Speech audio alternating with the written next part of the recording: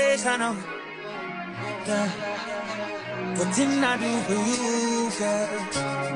And I know, act the fool for you, cause like a riddle, yeah. Give me that clue for the riddle.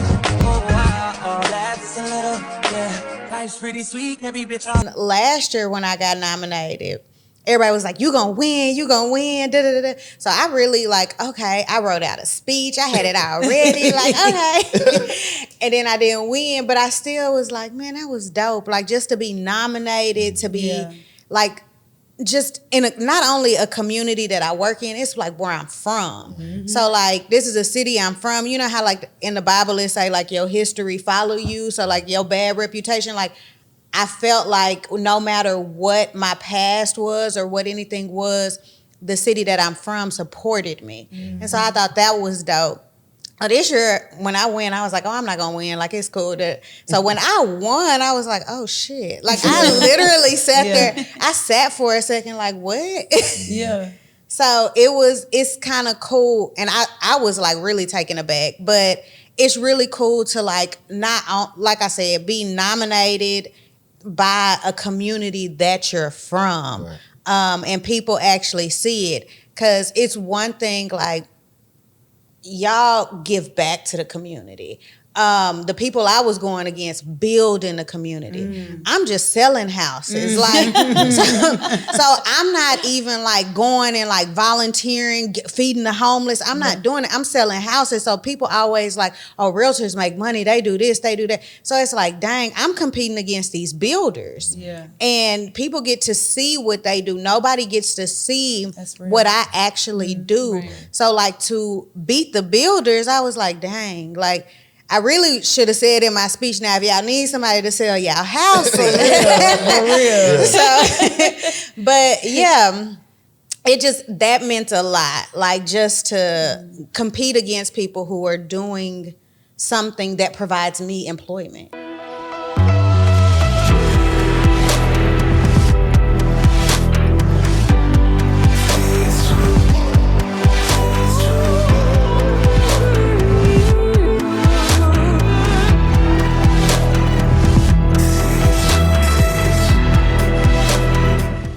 What up, world? Thank you for tuning in to another episode of the COSIGN Conversations podcast. This is an extremely different, new, and unique episode. My first time doing it, but this is going to be a group conversation. We have 3 winners from the COSIGN Awards 2023. So I'm super excited about hearing their journey, how they got here, what made the community co-sign them, because it's hard to get some co-signs in the city, right? Like, it's hard enough to get people to like your stories and your posts, but to get them to vote for you every day for like 2 to 3 months is super important. So without further ado, I have my amazing guests. To my right, I have Amber Dorsey. To my left, I have Sydney Chandler. And to my far, far, far left, we have Alejandra from Pasos For Oak Cliff. I don't want to butcher any intros, so I'm going to allow them to talk about themselves real quick. We'll start with Alejandra first. Kind of tell us a little about yourself, what you do, who you are, and about your organization, Pasos For Oak Cliff. Yeah, no, thank you for having me here. I'm excited. Thank you for having me here. I'm excited to be here. My name is Alejandra Sendejas. I was originally born in Mexico, but I came here when I was 2 years old to Oak Cliff.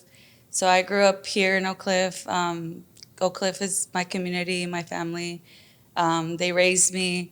So Pasos For Oak Cliff, we provide scholarships, shoes, and summer and after-school programs to students. That's dope. That's dope. Congratulations. Thank you. Sydney, Oak Cliff, that's my hood. Period. Big rapper. Yeah, I'll do what I can do. That's so a little about yourself, the Baddie Brunch, yes. The classic, the Southern classic. Yeah. That's why you're here today. Yeah. So go ahead, talk your shit. Okay, I can do that. I speak that fluently. But my name is Sydney Chandler, and I'm the CEO of the Baddie Brunch. And with Black Menswear, we together put on the Southern Classic. I too am from Oak Cliff, South Oak Cliff, for those of you who care. And I went to Carter High School for those of you who really care. But Oak Cliff raised me as well. My mom, my dad, my mom was from Oak Cliff too. My granny went to Lincoln, she from Oak Cliff. But the Oak Cliff roots for me run really, really, really, really, really deep. And so I'm just grateful to be in the city and have the city support what I'm doing. I feel like you can live here, you know what I'm saying, but to be recognized is different. Nah, extremely different. Yeah. So salute to you. Salute to Love you. that. Thank you. Last but not least, Amber, talk to us about, big real estate mogul over here. So I'm a realtor. I have a team of realtors that work under me. It's about 6 of them. We office out of Oak Cliff. I am from Oak Cliff, South Oak Cliff. Okay. So yeah, I just honestly, that's like the area that I push. I feel like everybody pushes McKinney, everybody pushes Frisco, but nobody pushes South. Right now, though, I feel like it's really popular to come to Oak Cliff right now, just because of everything that the city is doing, the economic development that's happening there. And so I like for our people, our community to understand the importance of investing in the area. So I really, really push Oak Cliff and any of the southern sector, honestly, because I just feel like nobody pushes it like they should. So Yeah, that's real. No, that's real. So for those who don't know, I'm Panamanian, right? And we're really proud people. But moving to Dallas, I've never seen so many proud people for their city. It ain't even just Dallas, it's Oak Cliff specifically. Yeah, you know what I'm saying? They're like, nah, I'm from Oak Cliff. Like, when I first moved out, I'm like, what is Oak Cliff? You know what I'm saying? So for those who really don't understand why Oak Cliff is kind of like near and dear to your heart, kind of talk to us about like why it means so much to y'all as a community. I feel like Oak Cliff should be its own city.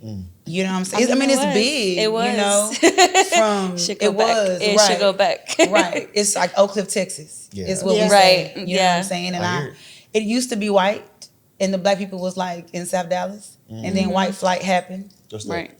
Like the white people knew the black people was coming, so they pieced out. oh, okay. There's a term for it. White Yeah. flight. White flight, White okay. flight. white Peace flag. out on us, and so they left, and so we moved into those homes, you know, and so because Carter High School was it was white. Yeah. Oh, wow. Actually, when I was in high school, I had this white Spanish teacher. And I'll never forget when I went into class, she called my name. And at the end of the class, she pulled me to the side and she said, "Hey, is your dad's name Greg?" And I was like, "Yeah." She was like, "You look just like your dad." She was like, "Your daddy was so fine in high school." She was like, "That's the first black man that I ever like laid eyes on." That I was just like, "Oh my God." For real. And at this point, I'm 17. My parents didn't have me till they was like 30. So this woman, Yeah. like good 47 years old, and remember my daddy. Still reminiscence But about pops. huh? she even told me about the integration and everything. So though that was her first interaction with black people, she remembered my daddy, my uncle, all my aunties. Wow. She was like, That's but crazy. my dad, like she had the biggest crush on him. Dad. I remember asking my daddy, and he's like, "Yeah, I don't know." Nah, she knew for sure. But outside of Oak Cliff, I feel like that happened in Dallas a lot though, because wasn't like Cedar Hill white before too? I feel like they were. I mean, Or like realtor DeSoto? would know better than me, but I feel like that whole stuff up there Yeah. was it created to be a suburb? For It was us? created to be Yeah. a suburb for black people. Okay. So honestly, everything south of 635 was created for black people, but Oak Cliff initially was created by like the people who created Highland Park. Yeah. Oh, okay. And they Well, it had, was two guys, right? Yeah, it And was one- two guys, they got and they into got it. into The other- it. yeah. The other The other one guy left left. and created Highland Park and made it its own city, which is what Oak Cliff was supposed to be initially. Well, it was its own city, but then Dallas annexed it. We have a hat that has like the map of Oh, when wow. of Oak Cliff, and then we have the dates of when it was a city, and then it got annexed. So I'm like, And it's only because the property value went right. down. Wow. I'm still trying to figure out how like two men could like build their own cities. Like, Developers, like you Okay. sat here and you talked with EJ, it's the Right. same thing. Like a developer build a comes community. in, Yeah. and like I used to work for a developer, right? Okay. So like there are certain cities like out in Forney. I don't know if you've heard of Heartland, but Heartland is its own city, but it's technically Forney. oh, okay. And so they've created their own city, but now what they do is the city taxes it. So they put additional taxes on top of it. I don't know if they did that back in the day, Right. but you'll have your normal city taxes and then you have to rent it city tax. So you're renting it to turn it into another city. Wow. That's crazy. So when y'all were growing up, when y'all were like, little babies, little jits, did you understand like how important Oak Cliff was, or wasn't until like high school when you started to realize, where you're from, where you live, and the importance of Oak Cliff in like the DFW region? I think for me it was high school. You really saw the culture. I went to Mountain View Early College, Trinidad Garza. But I think, well, again, like the sneaker culture is big too. Right. But I think it wasn't until high school, and then maybe even I didn't realize it until I came back from college from UT.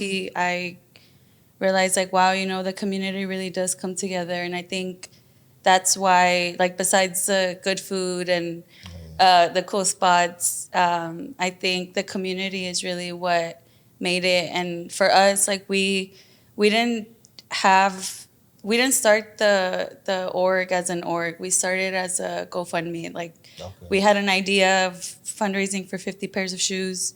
We ended up fundraising for 150. Oh, wow. And a lot of the people that donated were like former teachers and classmates and people that I grew up with. And it was just crazy to see, and even small businesses in Oak Cliff. And it was crazy to see all the support. So I think that's when I was like, wow, you know, Oak Cliff is, it really, like, I really am super proud to claim it. No, for sure. I think for me, I knew Oak Cliff was a thing when I was a kid because I cheered for the Oak Cliff Jets. Okay. You know what I'm saying? So I cheered, my daddy coached, my brother played, you know what I'm saying? My mom was a team mom, and we practiced at Keys Park. Okay. However, I don't even remember. But I knew Oak Cliff was a thing because it was the Oak Cliff Jets, the Oak Cliff Redskins. I was with the Redskins. You always win. Y'all was good. But, you know, Pleasant Grove Trojans, like Pop Warner, you know what I'm saying, kind of instilled in like neighborhood pride without even knowing they were doing so. Right. And so I knew Oak Cliff was a thing, but it wasn't truly until high school when the Oak Cliff That's My Hood song came out. Oh, yeah. And the gentlemen who were on that song, we were in high school together. We was at Carter High School. Oh, wow. And they came out with this song, and they went to Carter, but it just felt like our classmates dropped the song. Right. When I went to college, I went to UT in Austin. You went to UT in Yeah, Austin? Me too. Okay. When I went to UT, Houston people was always like, Oak Cliff, what's that? But they all knew the song. Right. They all knew the Oak Cliff That's My Hood song. And seeing like people doing the Dougie in Austin from Houston, it was like, we on the map. Yeah, this song is ours. So yeah. I went to Arkansas, so just imagine seeing the people singing that song out there. Oh my God, I can't imagine. Same, but that's how you know Oak Cliff is so huge, because I'm pretty sure there's somebody who made a song about Pleasant Grove or Arlington, or, you know what I'm saying? Or something. But, you know, the support from Oak Cliff really was made that song like take off, and now everybody in the world knows about, you know, Oak Cliff. But I want to talk about, because, you know, I went to high school in Killeen. So in Killeen, Q City. Yeah, Q City. Yeah, it's rough out there. You know what I'm saying? But I went to high school out there. So for us in high school, we didn't really dream big. You know, I dreamed big because my parents, you know, instilled that in me, right? Yeah. But in my high school, it was like they were either going to go to the military because it was a military base. They were going to work overseas as a contractor, or everybody went to PV or TSU. Yeah. That's, I swear, like 90% of my classmates, they did one of those three. So when I moved here, going to school, my cousin does custom jewelry. That's kind of where I really learned entrepreneurship. It wasn't until I moved here. Like in Cleveland, I knew I wanted to do my own thing, but I had no idea what that looked like until I came to like Dallas. So kind of talk to us about like growing up in Dallas, Oak Cliff specifically. Like, did you know you wanted to be an entrepreneur? Did you know you wanted to be about community? Did you know you wanted to do real estate? No. Or like, how did that inspire you? Like, how'd you get to that point? Honestly, for me, I always say I was bullied out, right? And then God opened those doors. So I thought I wanted to be on TV. And I got a Southern accent. And so you can't be on TV and sound non-American, so to speak. And so, unless you're on ESPN, right? And so they just started putting women on ESPN like they do. And so it was just harder back then. And I think I had got a job like in Wichita Falls, like a part-time position to be on TV, but you work full time. And so I was like, nah, that's not what I want to do. So I did PR. So I did PR for the city of Lancaster, and then I started working for a developer doing their PR and marketing. And while I was working for the city, I decided I wanted to be a realtor. Okay. And I got fired.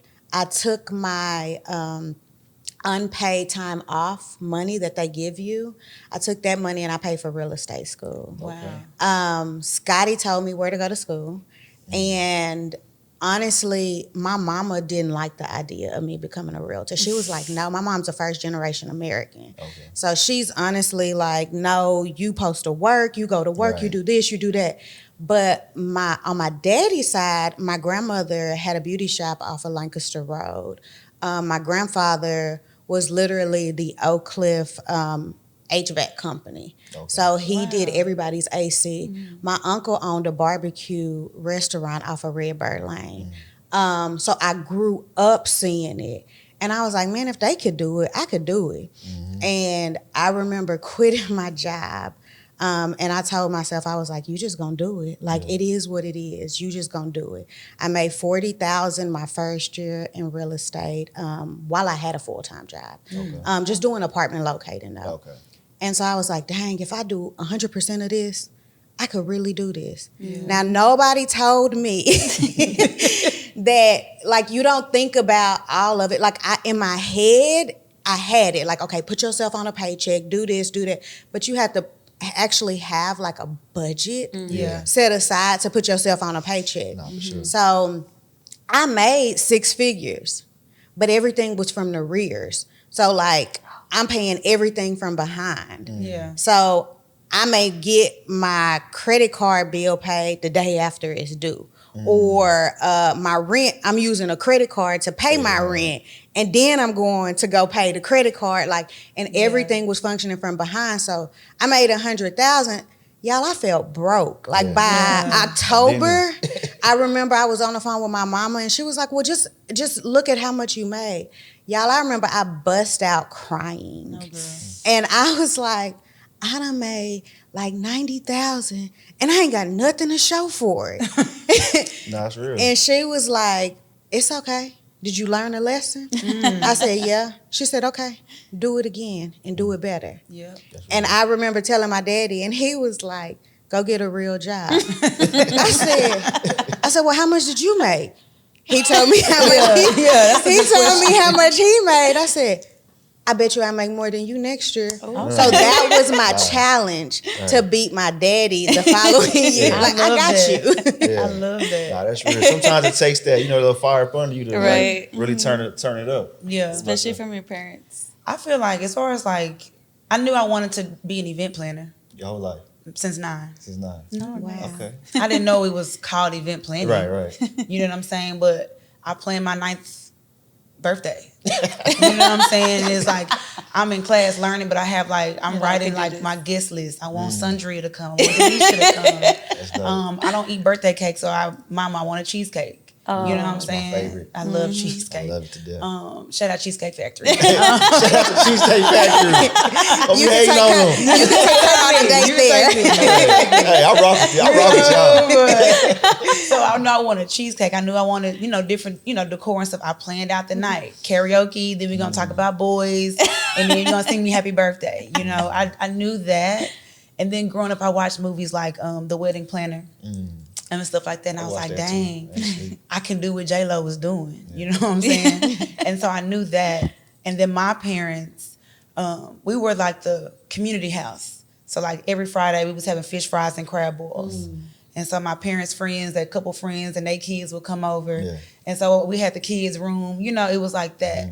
And then my dad was the coach for the Jets. So the players would, I had so many cute crushes. All the boys would come over. I'm like, oh my God. Daddy know this? Yeah, he know now. Hey, Dad. But seeing like people fuck with us, you know what I'm saying, and come over and we would cater. It just was like, dang, I want to be this house. I want to host.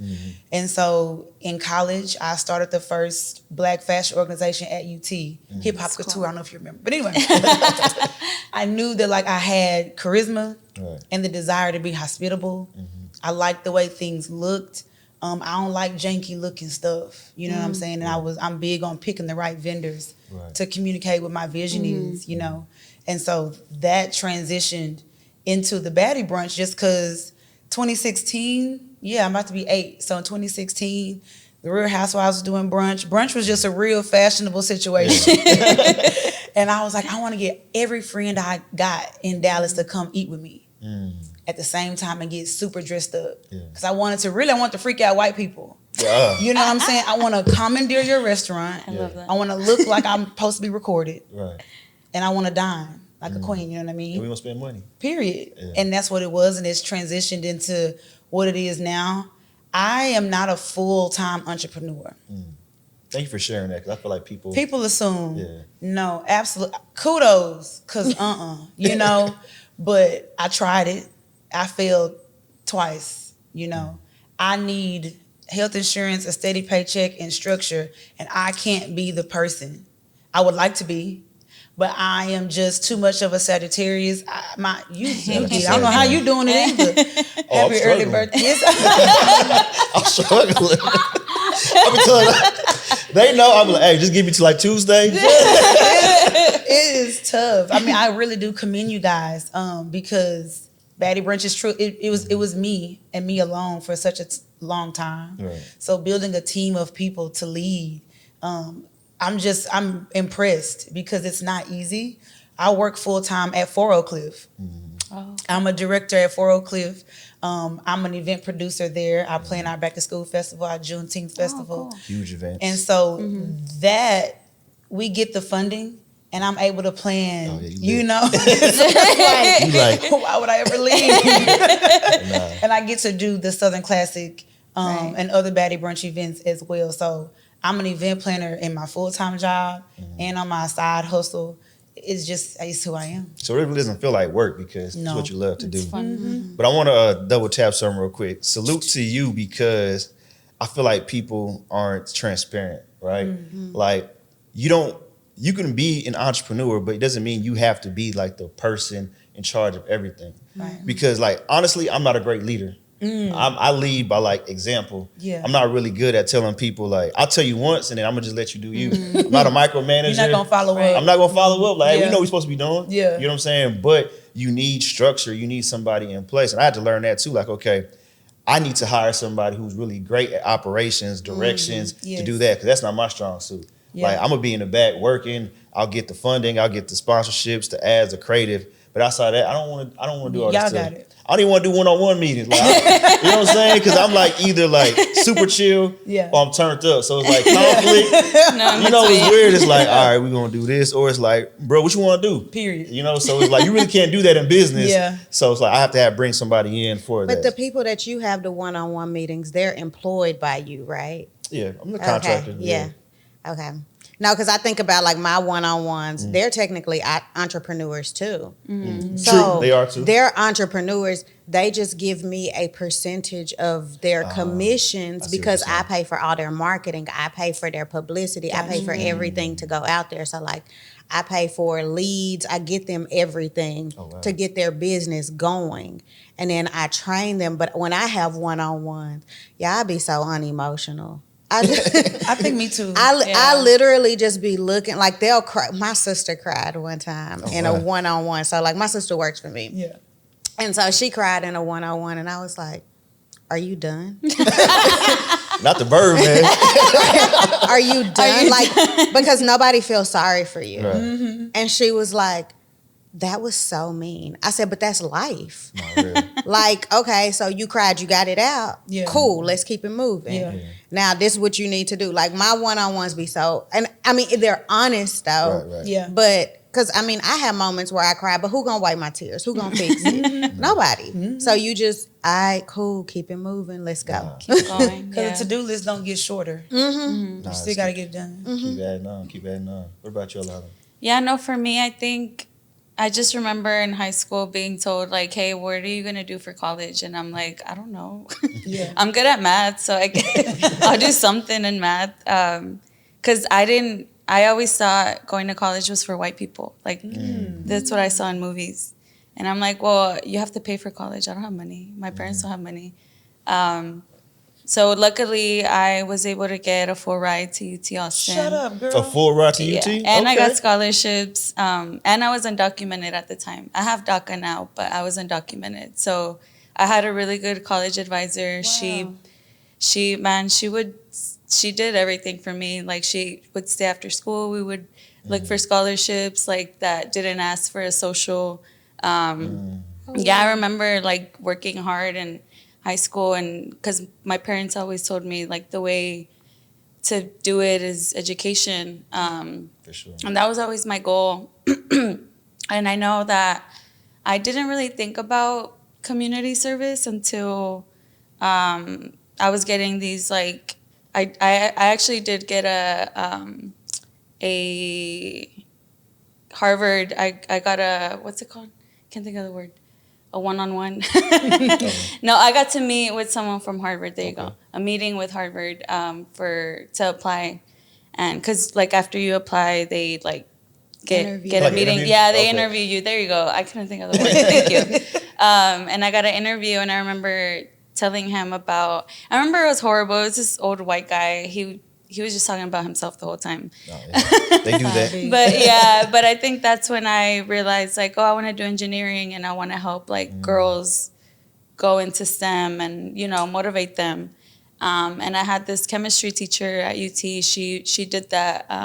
Her name is Dr. Bieberdorf. She's like all over now. She does a lot of like, her thing is like explosions. Like, people love that. But she wore heels to class all the time, and she was, you know, like she was a character.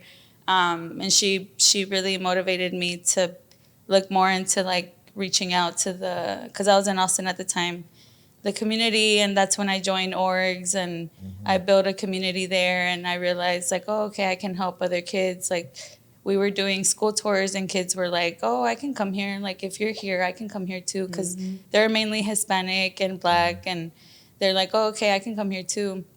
So that's where it really inspired me. And well, the Capitol was there. So I was like, okay, I can't vote, I can't do certain things, but I can do it a different way. Right. And so I got really involved in also like the politics side of it. But when I came back here, that's when I was like, okay, I want to get more into the Oak Cliff community and help the community that helped me get to where I got. And I mean, yeah, like I said, a lot of the people that I grew up with and went to school with, they were still around, and maybe we didn't talk anymore, but they still, you know, they were able to help, and they reached out to ask, like, how can we help? Like, this is so cool what y'all are doing.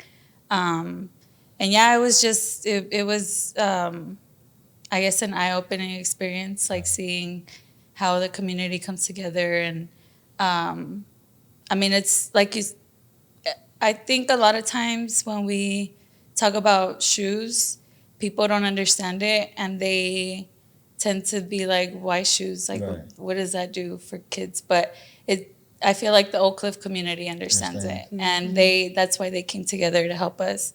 And just talking about, you know, like the behind the scenes, like, it's just it started out just me and Jesse. It was just us two. Like, we were going to Nike outlets, and the whole like experience of finding out how to get the cheapest shoes. Like, how many shoes can we get for less? We went to Vans, we went to Converse, we went to all these stores, but Nike outlet ended up being the cheapest, which worked out because we love Nike too. Yeah. So that's how it started. And I remember we were giving out the shoes in like the Nike bags, like the actual store bags. And it's crazy. Amazon was like, hey, you can't be giving out shoes in trash bags. Like, here's some bags. So that was our first partnership. And then they gave us Amazon? a grant. Oh, wow. And they gave us a grant because they have like different stores, like different warehouses. Oh. The Dallas one, they reached out. And yeah, we got, I think they were maybe our first major grant. But yeah, like, it was just us two going to the stores any time we could. I work full time still because I need I need my benefits too. So nobody's getting paid except Jesse, my co-founder, but he's getting $1 an hour just because some grants require you to have an employee. Oh, gotcha. That's the only reason. But yeah, like none of us get paid. We're like, basically the two of us are the ones that do most of it, and then we have like teachers that help us with like the Saturday schools and the scholarship betting and stuff like that. But yeah, no, it's a full-time job outside of your full-time job, pretty much. Did you like that? No, representation matters because I'm really gonna make my daughter watch this episode because fast because she still lives in like Temple, Killeen, and like she really be breaking my heart at the stuff she says. I'm like, man, every time you come to Dallas, you get inspired, and then you go back home, and then you just like slowly go back into what's around you. Like you're used to what you see, so that's what you think you have to do, or that's how far you think you can go. So for you guys, it's amazing to hear that like you had a college advisor that sat with you and helped you. Like my school counselor, like she had to do one-on-ones, and then that was it. Like she didn't follow up. There was no support system. Like I said, we would take school trips to UT, but nobody really thought that they can go to UT. Like I made all straight A's. Like my household was strict. Like I couldn't make a C. I never made a C in my life, and I still didn't apply to UT. So I'm like, man, I can't go there. Like, Oh my goodness. I can't afford that.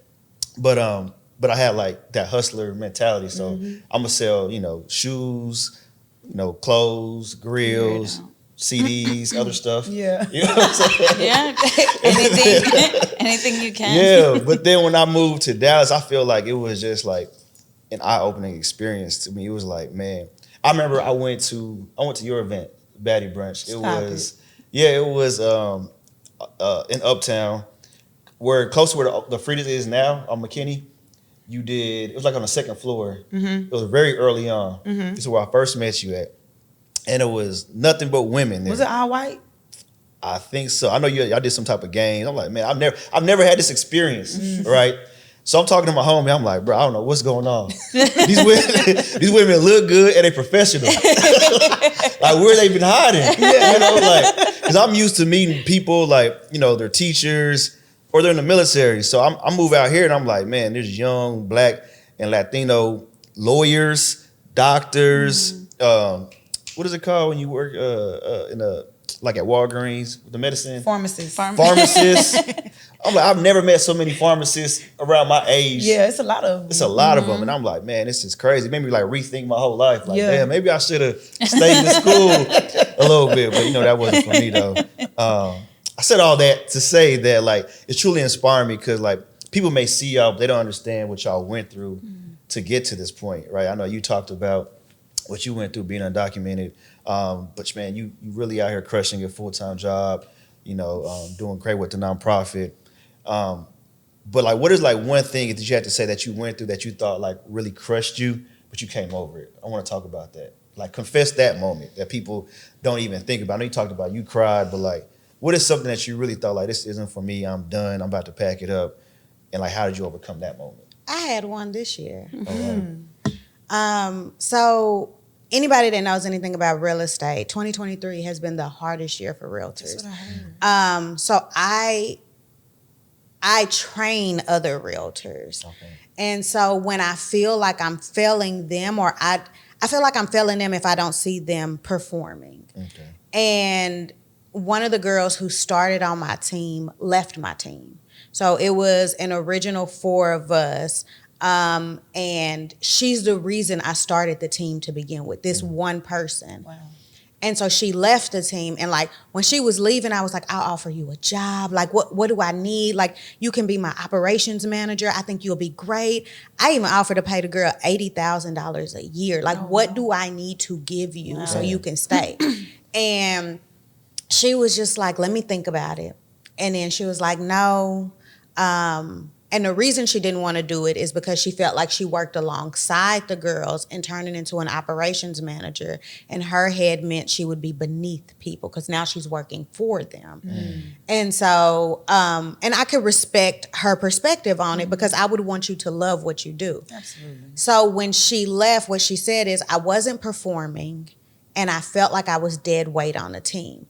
That made me feel like, as a leader, what wasn't I doing? Right. How did I fail her?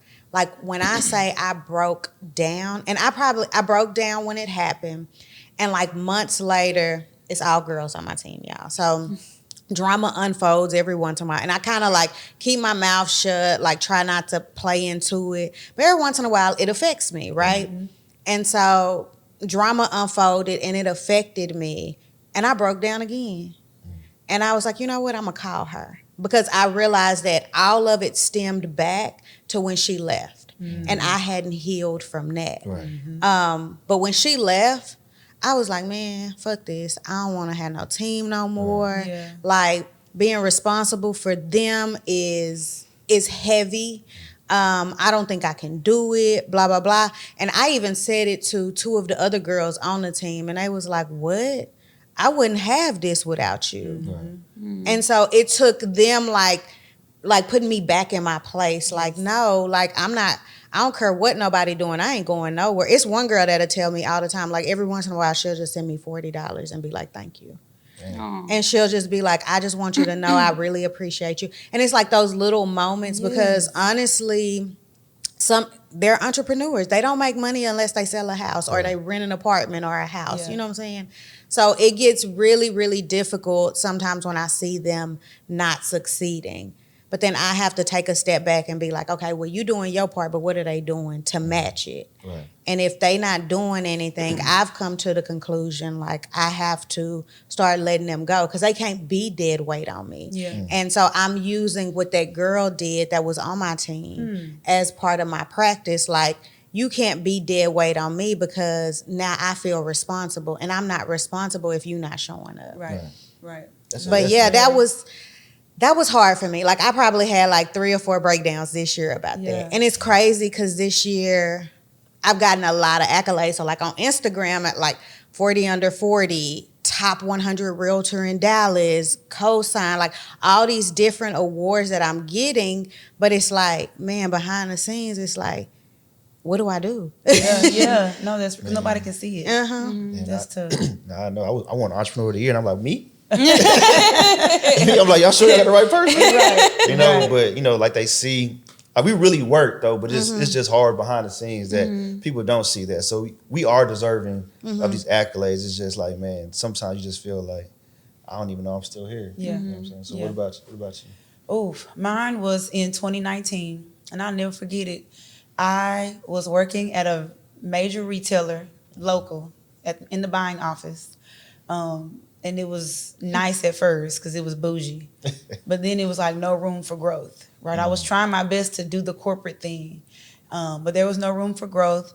And so I made it up in my mind that I was going to quit and do Baddie Brunch full time. Okay. People were quitting their full times and being entrepreneurs. And I was like, well, shit, fuck it. I can do that. Let's go.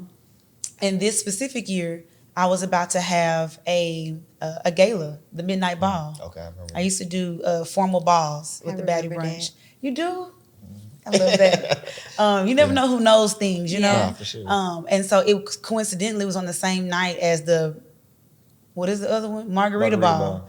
Yeah. And coincidentally, it was across the street. I can't make this up. That's crazy. Margarita Ball was at the Sheridan, and mine was across the street at Crozier Hall. Literally a street. Yeah. We shared a parking lot. Oh, wow. And so I got emails and people was like, how dare you have your ball the same day as the Margarita Ball? Respectfully, I was like, fuck that. That has nothing to do with me. Like, mine is really for black people, period. It's just, yours is not. There's different markets. Too after. Talk about it. And so I put my all into that event. And by my all, I meant my money. Right. Because back in these days, for anybody who plans events, every dollar is based on ticket sales. Mm-hmm. I was not getting sponsors. Yeah. You know what I'm saying? And so I'm like, I need to push the marketing in order to pay the deposit for the venue, caterer, casino tables, all this stuff. And the money I felt like I wasn't bringing any money in. So I started questioning, well, shit, is the ticket too expensive? It's an open bar, food included. Right. What else can I do? And so I ended up quitting my job that summer. Mm-hmm. I quit my job, marketing the Midnight Ball, right? I'm doing all of these. I'm like, fuck, I'm about to go hard. Right. And the Midnight Ball came, and I had a panic attack. My first time. I've never had anything like that. Like pre-event, during the event? Pre-event, literally 2 hours before. Okay. Because it was me, I was busting my butt, you know what I'm saying? And I was 40 tickets short from breaking even. Oh, from breaking even. Breaking even. And here it was, 7 p.m. The event starts at 9, and I don't have those 40 people. And I'm like, how am I going to pay for life or the rest of the stuff? Right. And it ended up kind of working out. You know what I'm saying? It was just, it was so tough. That event was so tough. People had so much fun. Right. But it was really tough on me because the whole time y'all turning up, I'm like, damn, how am I going to pay these burlesque dancers? Yeah. How am I going to pay for the bartender? All these different things. And immediately after that event, I went to Italy because my mom did 3 years. She didn't do no bid, but she worked in Italy for 3 years. Okay. And so during her time there, and I quit my job, I was like, I'm going to just travel, Right. So I quit my job. Event was over. I go to Italy thinking I'm about to have this eat, pray, love, I was about to say entrepreneurial awakening, And I got there and I was depressed. In Italy, depressed. Shout out to social media for telling me what depression looked like. Yeah. But I was sitting in the dark. I was not leaving my mom's apartment. I wasn't I couldn't afford to do shit. Right. You just My money was at the ball. Yeah. You know what I'm saying? Been there. And so I'm like, oh my God, I'm crying. I was like, I'm thinking about it right now. I was the saddest girl in the world, because I couldn't afford to exist. And I'm like, dang, well, if I can't afford to exist, then why am I even existing? Yeah. It was those type of thoughts. It was really sad. And I came back to America in January 2020. And I was like, I can't be an entrepreneur. Entrepreneurship takes capital. Yeah. I don't have capital. I need to work somewhere to build the capital first. Right. And so I got a job working full time as an event planner. Okay. And then 2 months later, the world was shut down because of COVID. Yeah. And I was getting unemployment. I was getting severance. People say the pandemic was tough, and it was tough for people, but not for me. Yeah, I ain't gonna lie. It wasn't tough for me. It was not tough for me. Beautiful. I had a garden. I had a tomato garden. I learned how to do my own hair. I had so much money and nowhere to go and nothing to spend it on. We needed that reset. Right. I needed that reset because I was just coming off the heels of a depression. So that moment for me made me want to just quit Baddie Brunch completely. You know what I'm we saying? talked about that. Yeah, I didn't want to do it no more. Yeah, and I was like, nah.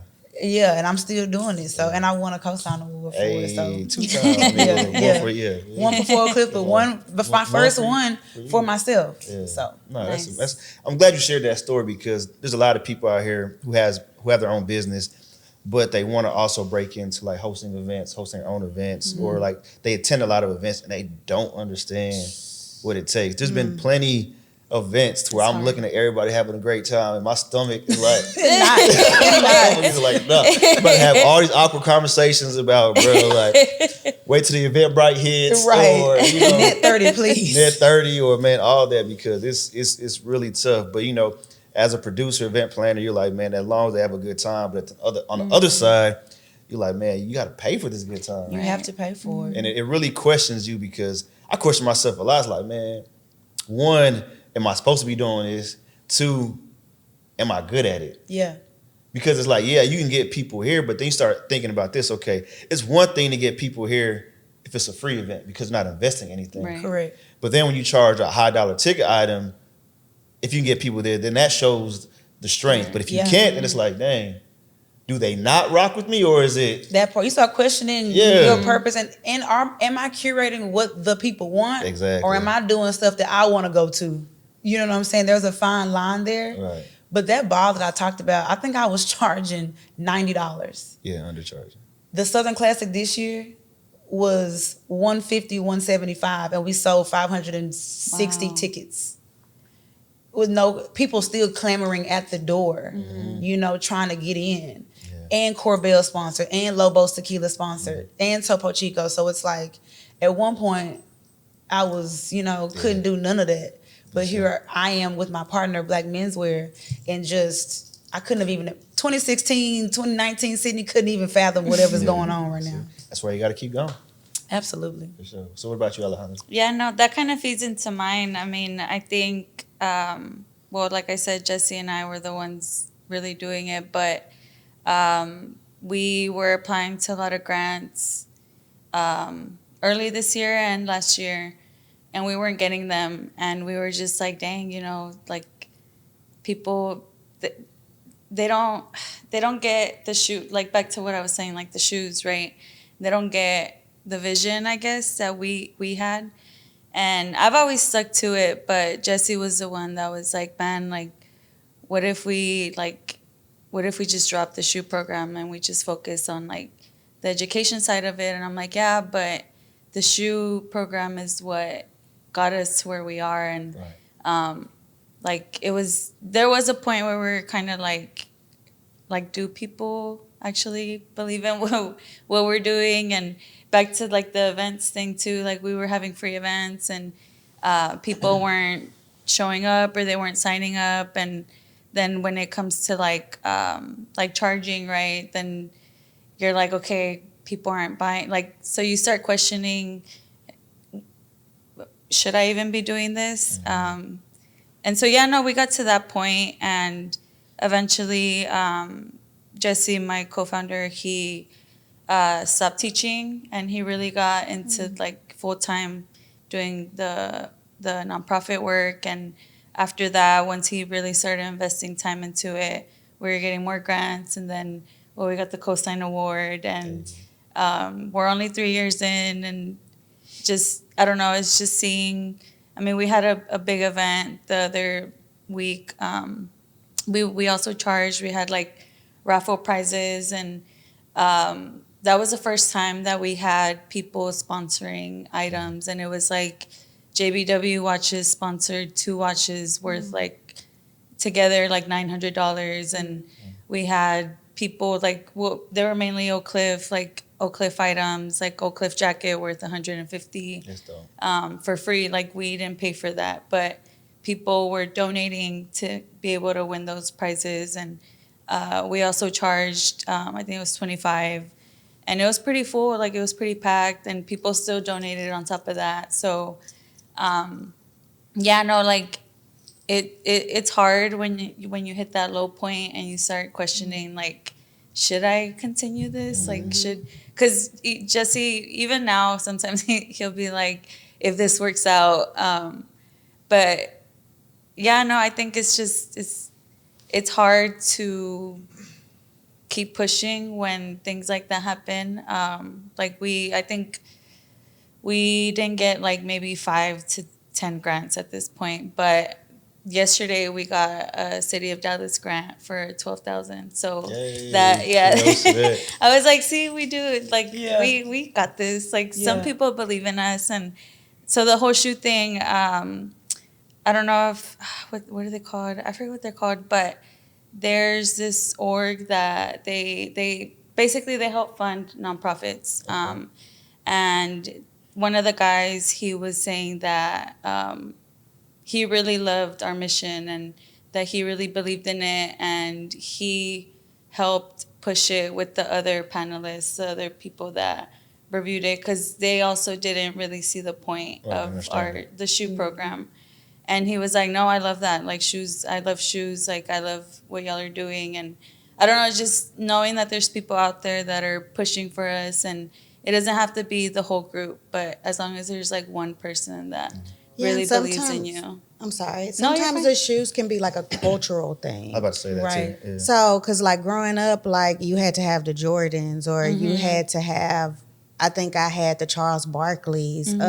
Like you wanted to just have like all the dope shoes. I had Deion Sanders, Hirachis. So like you get all of these and you like, man, I remember people thinking like I was best dressed. I dressed like a boy. Same. And so it's just so funny to like look back at that type of stuff, but it makes you feel cool. It does something inside of you and instills a sense of confidence that just being smart can't do, or, you know, like your parents loving you can't do. It's just something that, that extra. Yeah. So, yeah. No, I remember in middle school, my sister and I, growing up, we didn't have money like that either, but I mean, Air Forces used to be way cheaper, but we had the same shoe size, so we would share shoes. So we would convince our parents, like, oh, buy us this Air Force. It'll be for both of us. It's like your paying $25 for each of us. But we would, and she would find shoes on eBay that were worn, and they were different. Like you couldn't find those at like Foot Locker or something. And people would be like, "Oh, where'd you get those? They're cool. Like you must have a lot of money." And I'm like, paid like $20 for these. Okay. Like it's not even about that. It was just, I don't know. We were just always trying to, like you said, right? Like feel cool and look cool. And I mean, it wasn't about the money. It was just like, I like these shoes, so I'm gonna wear them. And also, like, who want to be made fun of? You know, like, I feel like school is tough enough trying to remember the material. Right. You know, but then when you get in the lunchroom, I remember my lunchroom days. You know what I'm saying? Nobody cared about my shoes because I had long hair. So I was always good, okay? And I had straight teeth because I had braces. So I was good. Hair and teeth. Nobody cared about my shoes, thank God. But I can only imagine, you know, the kids, like, who don't have a J, especially my babies at Todd Middle School, used to be Zoom Walk. They'll get made fun of because they shoes or whatever. You know what I'm saying? It's like, damn, I gotta listen to the teacher. I'm getting in trouble in class, and now I'm getting made fun of. So now I gotta make fun of you before you make fun of me. Now we fighting for no reason because I'm insecure because my shoes dusty. And then you don't want to go to school. You don't want to be called on in class because you don't want people to look at you. Yeah. So it's just, it affects a lot of things. School's tough, man. I remember I had my mom made sure I had Jay. That was her thing. She was like, she didn't have a lot of money. Good job, Mom. My mom was like, my son gonna have J's as long as he keep them grades up, right? But I remember I still got made fun of. I moved to a new middle school, and I had a Dolphin Earring. I had a wood Dolphin Earring. What? I had J's on though. I get to the school. It was I remember like it was yesterday. It was breakfast. Somebody yelled from across the lunchroom. He got a Dolphin Earring. Look at him.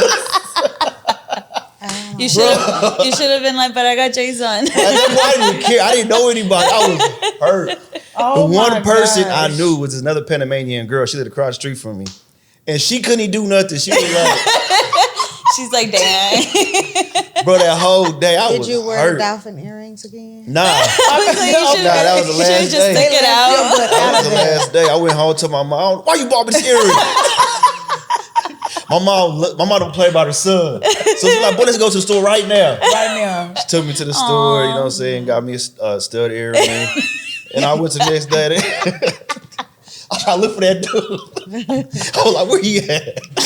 That is hilarious. Man, but like, nah, that scarred me though. Yeah, it'll do Scarred me. that. It'll do that. Look It at you. did. You remember it so I know I was vividly. going to say that. 6th grade, I remember Like because I was just exactly. at a new school. I was like, I'm gonna make sure everything's cool. Pick up my outfit. I'm like, J's, fresh. There, let's go. Shouldn't 8 have a.m. put that earring on. 8 a.m. The whole day. Every period. That's the dude with the dolphin earring. I said, wait till I see them in basketball. Wait till I see them in basketball. I can hoop. So wait till I see them in basketball. Yeah. And then, they stopped making fun of me. But I'll never forget that, though, like, to this day. So that's why I'm overprotecting my daughter. I'm like, all right, we're going to make sure, you know what I'm good. saying? Make sure you're good. Because they ain't about to clown how you dress or how you look. Make clown you for something else. But Right. They ain't going to be because of me. Right. That's on They ain't you. gonna be because of me. But I'm going to tie that all into acceptance, right? Like, we all want to be accepted, you know, by our peers, by our community. So I always say like a COSIGN Award, it holds value, but it's not about like winning, right? I feel like for us, it's more so about like having a community that supports you, right? Because we at COSIGN, we can't really validate anybody. That's not what we're doing it for. It's just really to highlight and, celebrate the community of entrepreneurs, creatives who really, get overlooked. Like there's awards for everything, but there's really not nothing for us, right? So that's why we created a platform. But for me, it's more so heavily on that you guys have a community that really supports you all, right? So I want to kind of talk about like that. Like, how does it feel to not only be nominated for an award? It doesn't have to be COSIGN in general, but just be nominating to get those accolades and actually, winning. Like, what does that mean for y'all in your community? So I'm gonna tell you something funny. So I don't remember the first year I saw the COSIGN Awards, but when I saw it, I was like, I'm gonna do that.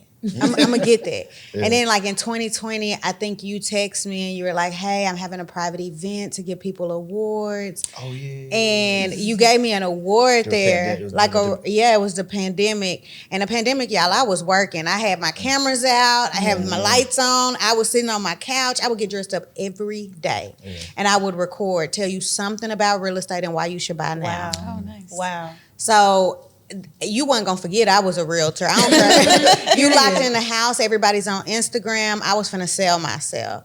And so like when he gave me that, I was like, dang, like people really see it. Like, okay, I'm working. Like it worked. And so then last year when I got nominated, everybody was like, you gonna win, da da da. So I really like, okay, I wrote out a speech. I had it already, like, okay. And then I didn't win, but I still was like, man, that was dope. Like just to be nominated, to be like just in not only a community that I work in, it's like where I'm from. So like this is a city I'm from. You know how like in the Bible it say like your history follow you. So like your bad reputation, like I felt like no matter what my past was or what anything was, the city that I'm from supported me. And so I thought that was dope. This year, when I win, I was like, oh, I'm not going to win. Like, it's cool.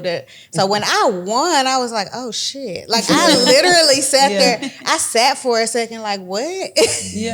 So it's kind of cool. And I was, like, really taken aback. But it's really cool to, like, like I said, be nominated by a community that you're from. Right. And people actually see it. Because it's one thing, like, y'all give back to the community. The people I was going against building the community. I'm just selling houses. Like, so I'm not even like going and like volunteering, feeding the homeless. I'm not doing it. I'm selling houses. So people always like, oh, realtors make money. They do this, they do that. So it's like, dang, I'm competing against these builders. And people get to see what they do. Nobody gets to see what I actually do. So like to beat the builders, I was like, dang, like, I really should have said in my speech, now if y'all need somebody to sell y'all houses. For real. So, but yeah, it just, that meant a lot. Like just to compete against people who are doing something that provides me employment. Right. So, and to win that at that. So yeah. No, that's real. That's a good way of looking at it, actually. I didn't even think about it like that. That makes sense. Yeah. For me, awards for grown-ups just not even a thing like that. You know what I'm saying? I didn't think about that. You I know I was gonna say that. Especially in entrepreneurs, you're the only one paying yourself on the bag. Correct. Nah, for real. So it's like getting awards for doing what you do is like a crazy concept. And so I'm grateful for it. I've always been an award winner in like school, prom queen, homecoming queen, stuff, you know. But like stuff like that, but I was like 16, 8, you know what I'm saying, 17 years old. And so to get an award as a grown up, it feels nice. It feels nice to win because you get so dressed up and you get there, and then to not win, you know, the time that you didn't win, it's like, damn. On these lashes, and I ain't even walking away with it. I've been there before too. I ain't gonna lie. But it feels. I didn't think I was gonna win either. Not because I thought, and I'm sure you didn't think this either. You know that I'm gonna say that B word. That girl, you know. And I know I am too. And I know the Southern Classic was. So, you were there. Yeah, I was there. Like, look, I had no bias. I had no dog in this fight. None. But I was like, man, if they don't, I need to talk to this board. Yeah. Because no, salute to everybody who hosted events though, but like, yeah, that was like some LA, New York, Miami vibes. And I'm like, man, like Dallas needs these. We need like the Southern Classic. We need the COSIGN Awards, the sneaker ball, Given from the Soul. We need all these. For real. I mean, because everybody moves here. Restaurants are moving here. The communities are being developed, built, sold, all these things. But it's like, once these people come here, what they gonna do? Right. What do you do for fun? You know? And I've just always been the type of person, I used to look at events in New York and events in LA, like, damn, I wanna go to that. And I'm not going because I'm here. So I just try to bring what I think is what we deserve here, and people rock with it enough. But so to be, you know, recognized for it, it lets me know that I'm doing something right. I knew I was because the event was so, any event that can impress me and I'm the one that's throwing it. Usually, you know, after an event, it's like, I should have had 2 more bars. Or I should have, you know, the line was too long. Or it's like all these thoughts. Should have done this. And there were moments of things I knew I could have done differently for that specific event, but it did not outweigh the fun that was Nah, had. facts. When you take a step back and you see people at your events jumping up and down, screaming at the sky because their song is on, that's how you. Man, I couldn't fathom anything did better. that. So I only got one feedback, and it's not even negative feedback. It's like a personal feedback. I should have brought a date. I should have brought a date. why you Should've brought say a that, friend? Because like the vibes were so immaculate, right? That I ain't gonna lie, I know who I am, right? Like I'm solid. Okay. But if I would have brought my date to that, she would have looked at me differently. She would have been like, I dang. feel You know what I'm saying? Yeah. She looked at me differently. Yeah. Like she was like, I ain't never been nothing like this before. Yeah. And that's how you sound like, babe. I'm gonna take you to all these different experiences. You know what I'm saying? Like, I got you. Like, this is a Stick with me. thing. Stick with me. I got you. I'll take you to the stars. You ain't gotta live like that. You living like this. But then You that know? means you would have had to pick the perfect one, because then she would have. Oh yeah, no, Right. yeah. Is she First of all, I don't gonna take stick by anybody you? in public. Right. It would have had to really be something. Yeah. But no, that's the only feedback. I mean, there was a brother. Which one? This one? My gosh.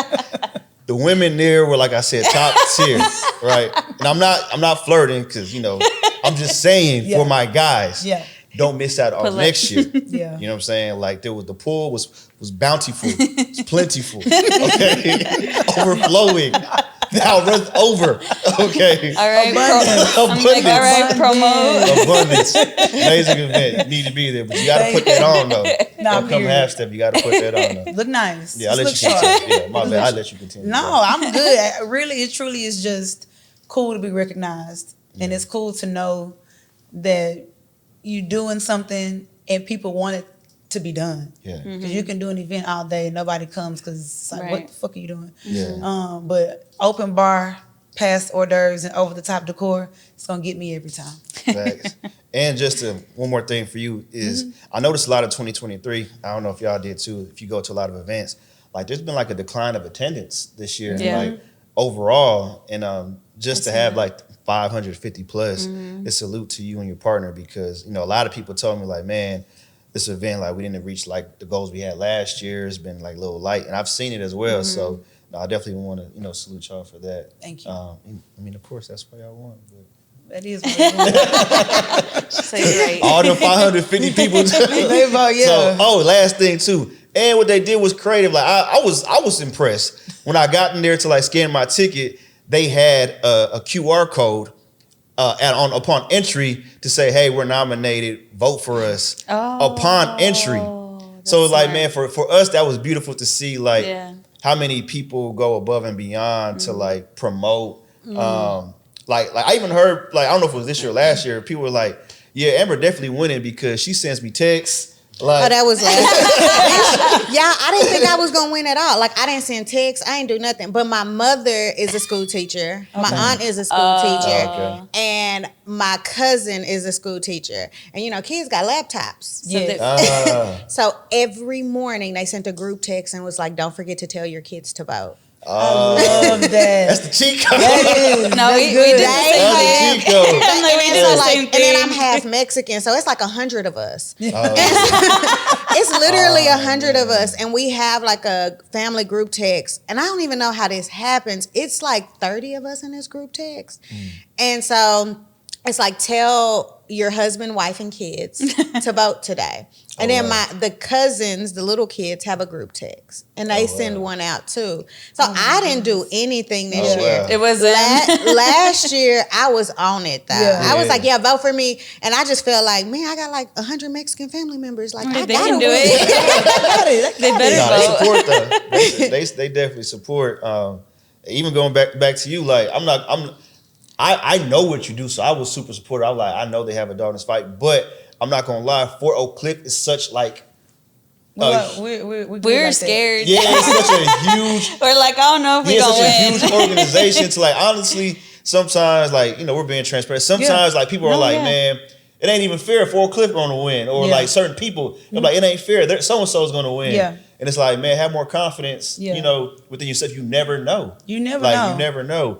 So but yeah, like I don't know if like it was a cultural thing too, because like I said, y'all had a lot of votes this year. Yeah, You know? no, with us too, because with the shoes, we reach out to the parents and we to confirm shoe size and tell them where to pick up the shoes. So we were texting those parents too, like, hey, we're Yeah. we're up for an awesome. award, Yeah. and we have like I don't know how many parents at this point, over 500. Oh, wow. I mean, I'm sure Amazing. not all of them voted, but. And then we were sending emails out, like our newsletters, like, hey, vote for us. That's dope. But no, yeah, so for us, well, the first award we got was from DCEO magazine. Okay. And I think that was our second year, I think. Yeah, our second year, 2022. We did not think we were going to win that either. Because, I mean, it was only our second year. It was like our year and a half. And then for this one, when my co-founder was like, oh, we're nominated for CoSign, I was like, what? It's like, nobody told us. And he was like, man, he's like, I'm mad now because now I want to win. Yeah. He's like, so now we have to try our hardest to win.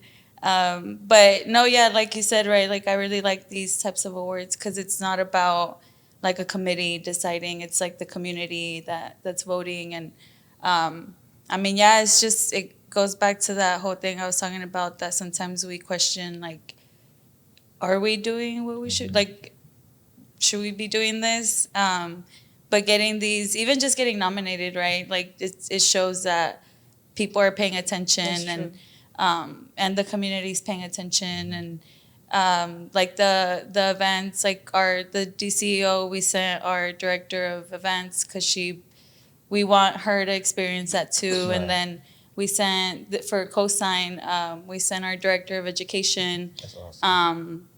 Because we wanted her to experience it too, and she had a great time. And I remember my co-founder, we were all nervous because we had an event that day, and she was gonna go to it, our director of events, and we were like, she wasn't replying. She lives in Arlington. She wasn't replying, and we're like, oh, I hope she's okay. Like, I hope she's gonna go. And my co-founder's like, what if? He's like, I don't think we're gonna win, but what if we do and then she's not there? And I was like, yeah, you're right. It's gonna look bad. I'm like, even if we don't win, like I want someone to be there. Representation. But no, she was on the way. There was traffic or something. But yeah, no, it's just a really cool experience to just, tell people like, hey, we're nominated for this. So, like, even if we don't win, like, hey, we're nominated. Like, Yeah. Nah, for sure. you should check it out. And then that also gives exposure to like CoSign and the other nominees. Like, hey, we're nominated along with these people. Like Right. For Oak Cliff, like that's a big thing for us. Like, it's a big deal. So yeah, it's a humbling and makes you feel honored too.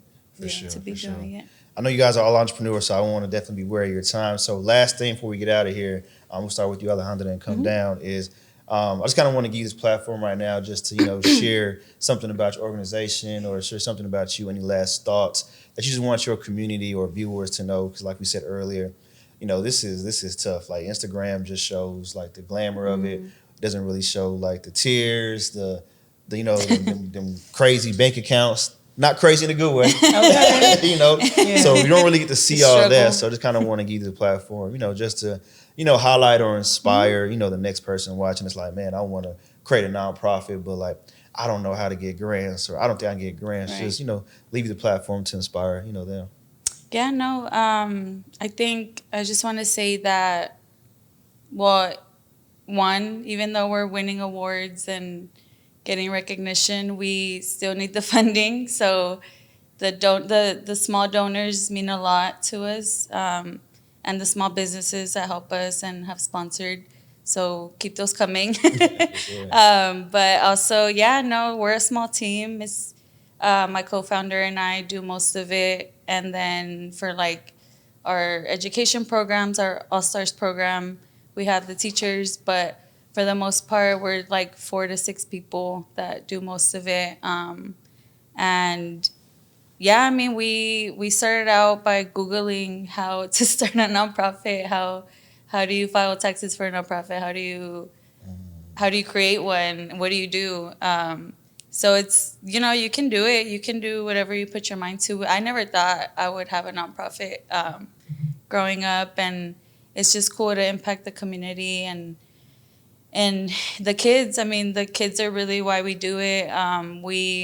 Whether they want to go to college, whether they want to do like a trading school, We're there to support them. And yeah, I think it's just I would say get involved in your community any way you can. I mean, you know, we try to partner our kids with like professionals. If you want to be a doctor, learn what that's like. Do you actually want to go through like 10 plus years of school? Yeah, I would say get involved in your community. If you're a professional, the kids need it. If you're a small business, reach out any way you can. Yeah, I think that's pretty much all I got to say. And thank you, CoSIGN. For sure. Appreciate it. Sydney? Two things. First, I can never not talk about For Oak Cliff. I know I'm not here for that purpose, but like it's just who I am. For Oak Cliff is just, I mean, it's an amazing nonprofit. We own our building, thank God. So anybody that's familiar with the old Moreland YMCA, if you're from Dallas, we own that building. So we own 20,000 square feet and 10 acres, you know. And I just think for Black anything to own 10 acres of anything is crazy. And I get to plan events on that land. Exactly. The history behind it. Exactly. Especially the history behind the Moreland YMCA. So if you ever want to get involved with For Oak Cliff, volunteer, our Back to School Festival, Juneteenth Festival, those are the two main things that we have. But also for Christmas, who broke through my Do Not Disturb on my phone? They must really be trying to get in contact. But and then for Christmas, obviously we do toy giveaway and a free skate party at Redbird Skate Park, Skate Land. I'm so excited. But we do that for our kids, and we also do adult education. So if you want to be a phlebotomist, you can become a phlebotomist going through our program for free. You can also get your GED for free. We in the schools all the time. Shout out to my babies at Todd Middle School. I love y'all. But that's For Oak Cliff. With the Baddie Brunch, I'm happy I didn't quit. Shout out to people who told me not to. Y'all were right. And I think if you ever wanted to break into the event planning or event curating space, hit me up. You know, for 15 minutes, we can chat for free. After that, come on now. But yeah, it's no easy feat, but it's very rewarding to provide safe spaces for Black professionals in a city. I think that shouldn't be overlooked. So, yeah, the Baddie Brunch has some cute stuff happening in 2024. I don't want to jinx this. I'm not going to tell you who hit me up, but somebody hit me up. A popular retailer hit me up wanting to partner with me to plan a pop-up event for them in the city next year. And so I'm excited for what's to come. A New York brand hit me up. They want to bring me to New York in 2024, 25. And so I think I'm going to try to do like on the road vibes. Like I kind of want to go to a different city. Do like Toast to Charity did. Like they took everybody to Chicago with them. You could I remember take that Dallas, like during the summer or something. Yeah, you should do something like that and invite the Dallas people to come. To travel for a weekend of stuff. I really do. I want to. I do. So if Baddie Brunch is in New York, you heard it here first. Baddies headed to New York. Yeah, exactly. The baddies bite the Big Apple. Something like that. I don't know. Yeah, that was good. That was good. Freestyle queen. Yeah. 15 minutes real quick. 15 minutes. I need all names. Go. Girl, I got 8 minutes left. Keep going. This is my idea. What you got for me? Okay, exactly. But yeah, so Baddie Brunch is doing cool things. I'm really just excited to see where it goes. Keep flourishing. Absolutely. That's what's up.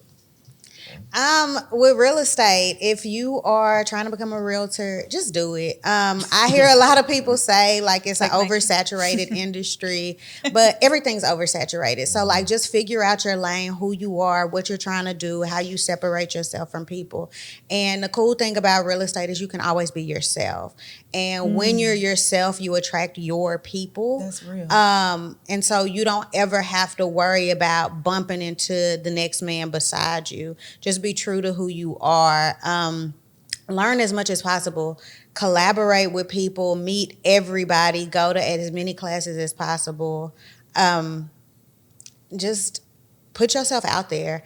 I honestly wouldn't change anything that I've done. A lot of my stuff at the beginning, I was with smaller brokerages. So a lot of the things that I've done are more self-taught. So they were learned in mistakes. And so I would honestly just tell you, try to do whatever you can. Don't do like me. Don't quit your job without a savings account. I quit my job without a savings account. Glory to God, though. He rides for me, y'all. Amen. He rides for me. As soon as I quit my job, like a week later, this guy told some apartments that I found his apartment. I didn't. And they paid me $15,000. So Wow. he got a penthouse. Then single? Just keep going. Salute to him. And then solid. What helped is my sister actually worked for the apartment complex. He already lived in it. So they just went on ahead and slid my name in it wasn't that complex that she worked for, but she worked for the company. And so, that company took care of me my first couple of months. I went on a sabbatical when I first quit my job. And I went on, my boyfriend called it a tour. He called it a world tour. So I went to like San Diego.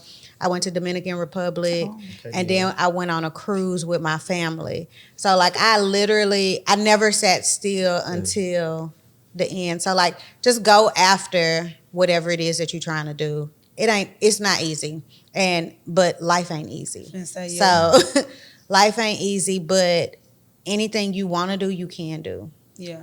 No, that's real. Nobody asked me, but I'm gonna share my piece. KG, what about you? I'm gonna share mine. Since I'm here. I'm gonna just say one thing I learned over time is make sure your work ethic matches your dreams. Because I feel like a lot of times we have big dreams, big goals, and then we're binge watching Netflix. Right, and living single. You know what I'm saying? And Martin and all this. And there's nothing wrong with that on downtime, but we have to as entrepreneurs, we have to make sure that we're setting ourselves up for success with schedules. I think that was the hardest thing for me when I became an entrepreneur was like, I got all this free time in the world. And while I was working, I was like, man, if I was an entrepreneur full time, I'm going to kill it. But then you're just like, man, ain't nobody tell me what to do right now. So it's like our work ethic really has to match that. So it's like, for me, it's been difficult, setting the time. Okay, so not set schedules for myself. Like, okay, from 7 to 6, I'm working. Okay. I can reward myself at 6:01. Yeah. If I want to binge watch at 6:01, that's fine because you did everything from 7 to 6. Right. If I don't do everything from 7 to 6, then it's okay. I don't reward myself by working all night. Gotcha. So it's like you got to set yourself up for stuff like that. I feel like I watched this one podcast, David Shan, Sleepers for Suckers, where we have goals, but we don't have plans to reach the goals. Yes. Right. So set up a plan, everything. Know your numbers, your budget, your market, set up a strategic plan to be able to reach that goal. Set up timelines and everything like that, because if not, you'll just be doing the same thing every year, wondering why you haven't got to the next level. Trust me, I've been there. I've been doing CoSign for over a decade. The first 6 or 7 years, I'm just running in a circle. Yeah. Not winning, not in the green. Everybody thinks CoSign is huge. I'm like, I have no idea. Right. No idea what it looks like behind the scenes. But now I'm grateful to have, a solid team, people that believe in the vision, a community. We're nothing without our community, as you can tell from the CoSign Awards. If it wasn't for individuals like y'all, people who vote, people who come out, CoSign wouldn't exist. So that's my little piece of advice, my little gem for the day. It's one I about got to me. piggyback on that. Okay, go ahead. Don't forget to take your mental breaks. That's real. Because if you working like you're supposed to be working, figure out whatever your mental breaks is. So I travel a lot, y'all. So I go out of town every other month. Okay. 2023, I ain't do that. So this year, what I did was I visited a spa every month. Okay. And I unplugged. So just figure out what mental breaks that you can take. Yeah. So I like that because for me, with event planning, and it's one of the most stressful things. It's really masochist. Really, it's crazy. We are. But after every event, the next week is my recap week. Debrief surveys, debrief, vendor. This is where you messed up at. Don't do it again unless you want. Whatever. Thanks. And then the week after that, I'm off. From For Oak Cliff, after every festival, every whatever, I take off 1 week. Okay. Period. I don't care. I don't care if I'm sitting at home watching my Netflix. You got good PTO. I do. Shout out For Oak Cliff. You said weeks. I love y'all. It's more than 2 weeks. But yes, I'm off each week. After the Southern Classic, I'm off, So that's when I get my mental breaks, just because it can be really crazy. Yeah, even if it's binge watching, just whatever.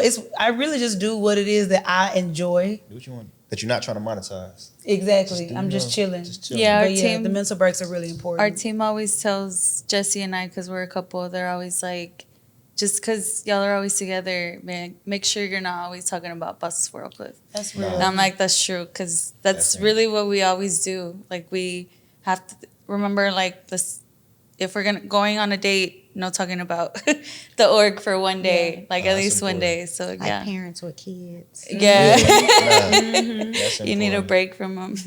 Nah, facts. This is a really dope conversation. I learned a lot from you all that I didn't know before. So I think this is going to be definitely something that, people would like to share, learn more about you all. I definitely put like the Instagrams and the link below, all that YouTube stuff. I'm not a YouTuber, but that's what they be saying. Please make sure you like, share, comment, subscribe, all that good stuff. Y'all know the vibes. But yeah, do all that. I mean, if you want to, if you like. I mean, I don't really care, but they say to do it. They say to do it. So please do it. Stream it on Spotify, Apple Podcasts, all that good stuff. But thank y'all for coming. Thank y'all for being here. Thank y'all you for for being having Thank you us. for creating this space. I like it. We gotta do this more often. But if y'all want to know more about CoSign, go to cosignmag.com. Follow us on Instagram, and you can learn more about these amazing, successful entrepreneurs, individuals, community leaders. And until next time, y'all take it easy and continue to live the CoSign life. We're out. Bye. Bye. Everybody does this. I know, right? It's just